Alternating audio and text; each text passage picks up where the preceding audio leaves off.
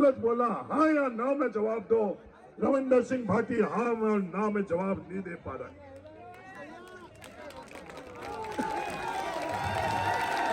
कि हाँ ना में क्यों नहीं जवाब दे पा रहा है? क्योंकि ये उतावला है नरेंद्र मोदी की गोद में कूदने के लिए।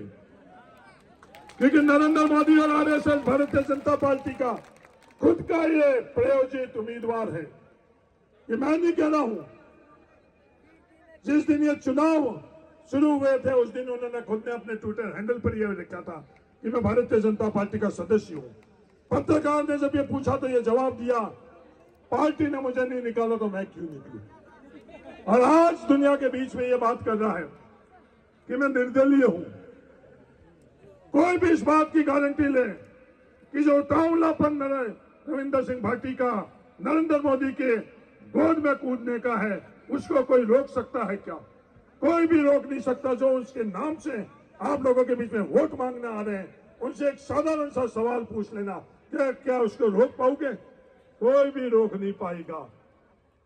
क्योंकि शिव की जनता ने भी जब उसको विधायक बनाया उससे पहले ये बातें करी और कूदकर भजन लाल की पर्ची सरकार के अंदर कूदकर जाने की कोशिश करी या नहीं करी? वही इतिहास वापस दोहराया जाएगा। दूसरा एक साधारण सा सवाल, पहला तो ये नरेंद्र मोदी जी का सवाल का उत्तर, क्योंकि अपन लोगों के बीच में आकर बिल्कुल अलग बात करता, गांव के अंदर आकर शहर में वोट लेने के लिए जब जाते हैं, देश में नरेंद्र, क्या नारा था? धार में रविंदर। और यहां आते क्रिकेट रंग बदलता है। उससे जल्द में हम लोगों के वोट लेने के लिए वो बिल्कुल ही निर्दलीय है, जो न्यूट्रल गेयर लगा देते हैं। और वहां तो टॉप गेयर लगाकर उनके बन गए जो असली में, और हम लोगों के बीच में आते हैं जब वो न्यूट्रल गेयर लगाकर कहता मैं तो निर्दलीय हूं, मेरी कोई पार्टी नहीं है। ये फैसला आप लोगों को करना है, क्योंकि वो जवाब नहीं देंगे। हमारे मूल सवाल का आज तक जवाब नहीं दिया, जो 2009 से 2014 तक प्रति व्यक्ति औसतन आई जो मैंने पूछी कि 7 गुना बढ़ी, ये 10 साल में नरेंद्र मोदी की सरकार में क्या हुआ? क्योंकि उनके पास जवाब नहीं है। वो कम से कम ये तो कह ले, जैसे कैलाश चौधरी ने माफी मांगी कि मेरी गलती की, मोदी को नहीं देना।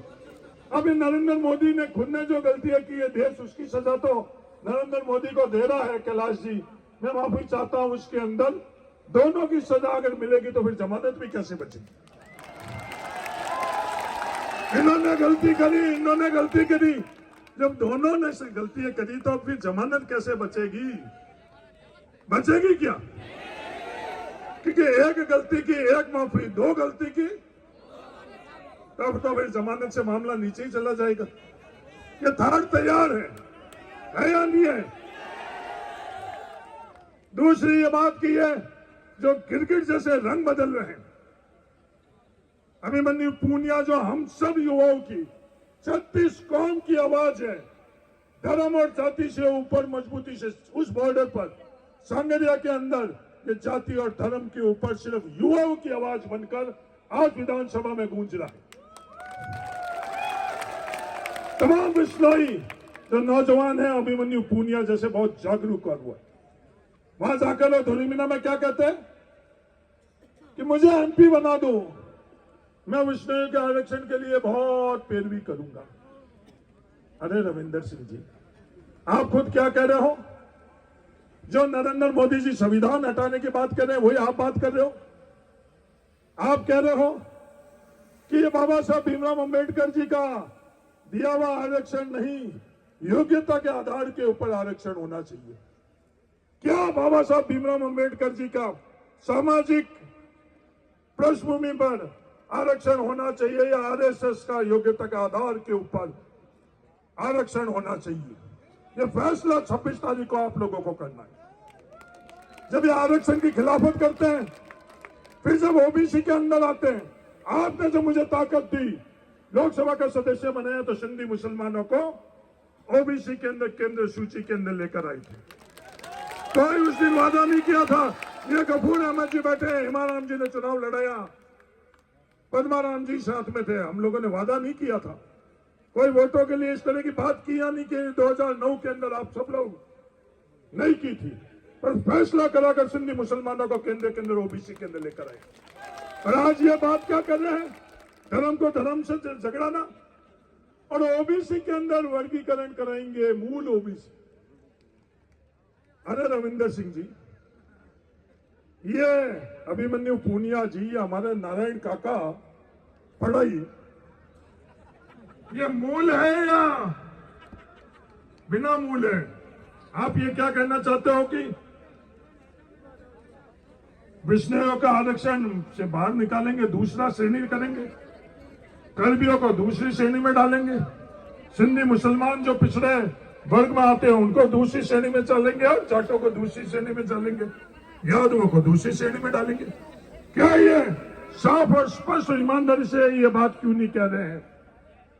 ये इसका जवाब नहीं देंगे, क्योंकि एक बार तो ये बात करते हैं, दूसरी बार गिड़गिड़ बदल के रंग बदल कर दूसरी बार, तीसरी जो सबसे खुद के बारे में आई, खुद के समाज के बारे में आई, तो वह आरक्षण योग्यता के आधार पर वो बात नहीं कर रहे हैं। वो बात क्या कर रहे हैं? ईडब्ल्यूएस का आरक्षण के अंदर नियमों में के अंदर सरलीकरण होना चाहिए। हम वोटों की राजनीति नहीं करते, हम सिद्धांत की राजनीति करते। हरीश चौधरी और ये पद्माराम मेघवाल, हेमाराम जी, हम सब तमाम हम सरकार में थे। ईडब्ल्यूएस आरक्षण क्या? राजपूत, ब्राह्मण, महाजन, राजपुरोहित, इन सबका आरक्षण के लिए हमने खिलाफत नहीं करी, हमने उनको दिलाया, क्योंकि हम ईमानदारी से चाहते हैं। हम लोग कहते हैं जातिगत जनगणना होनी चाहिए, आबादी के अनुपात में सबकी हिस्सेदारी और भागीदारी होनी चाहिए। इसलिए रबारी और गुर्जरों के लिए हमने अलग से आरक्षण की व्यवस्था करी कि हमारे इस बढ़ते हुए राजस्थान और देश के अंदर रबारी, गुर्जर, ये सब भी हमारे साथ बराबर हमारे साथ जाने चाहिए। ये फैसला हम लोगों ने किया। और आज भी वोटों की राजनीति के कारण ये दूरियां पैदा कर रहे हैं। आज भी हम लोग ये कह रहे हैं कि सरलीकरण होना चाहिए। ये सरलीकरण क्या है? कि जिसके पास जमीन ज्यादा है, क्योंकि सरलीकरण के रोड में जोड़ है वो ईमानदारी से ये लोग नहीं बता रहे। उसमें दो पक्ष क्या है? एक पक्ष है ब्राह्मणों का और दूसरा पक्ष है इनके स्वजाति राजपूतों का। एक पक्ष चाहता है कि सरलीकरण होना चाहिए, जमीन की पाबंदी है वो हटनी चाहिए, और दूसरा पक्ष चाहता है कि नहीं, जमीन की पाबंदी नहीं हटनी। हम पहले भी इस पक्ष में थे कि सरलीकरण होना चाहिए, जमीन की पाबंदी हटनी चाहिए। हम विवाद पैदा नहीं कर रहे हैं। आज राजनीतिक तौर पर हम आमने सामने चुनाव लड़ रहे हैं, इसलिए किसी जाति को हम छोड़ नहीं रहे हैं। सब 36 कौम को लेकर हम आगे बढ़ रहे हैं, क्योंकि ये हेमाराम चौधरी जी ने हम लोगों को सिखाया है, हमारे पूर्वजों ने ये सिखाया है। समय कम है, मेरी आप सब लोगों से ये गुजारिश है